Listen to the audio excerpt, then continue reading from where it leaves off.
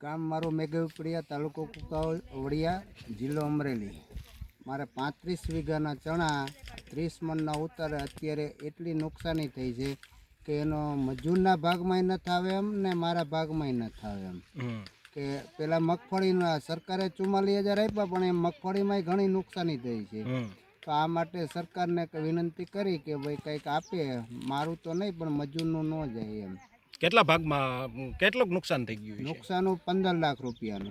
મારે 30 મણનો ઉતારો હતો. આખા મેઘાપડિયામાં ફર્સ્ટ નંબરના ચણા મારે હતા, પણ બધું પૂરું થઈ ગયું. એ પાથરા બાંધવાના રહી ગયા હતા કે કેવી રીતે? ના, પાથરા થઈ ગયા હતા, બાંધવાના રહી ગયા હતા. પણ 60 વીઘાનું હતું, પણ એમાં 30 વીઘાનું લેવાઈ ગયું, 30 વીઘાનું બાકી રહ્યું. અને હવે કેવી અપેક્ષા રાખો છો તમે સરકાર પાસે? સરકાર પાસે કે આનું કંઈક વળતર આપે તો સારું, નકર તો પછી મજૂરના ભાગમાં મજૂરને અમારે તો કંઈક કરવું જોઈએ ને. મજૂર બિચારા શું કરે? અને નુકસાની એટલી છે કે આમાં કોઈ મજૂરી વીણાય એમ નથી કે કાંઈ રસ્તો નથી એમ એનું કાંઈ. તમારું નામ આખું?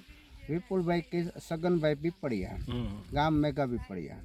કેટલાક ખેડૂતોને નુકસાન થઈ ગયું આજુબાજુમાં? તો આમ તો ઘણા ખેડૂતને હશે એમ ગામમાં, પણ મારા જેટલું મારે વધારે છે. વાડીએ ખેત મજૂરો રહેતા હોય ને ઝૂંપડા? હા, ઝૂંપડા બધા ઉડી ગયા. સોલાર પ્લેટ, ઝૂંપડા, વાસણ બધું એ લોકો નુકસાન છે. સાંજે તો એને ઘરે લઈ આવ્યો હું મજૂરને બધા. ઓકે, લોક થઈ ગયું. ના ના, શેઠનું ન્યા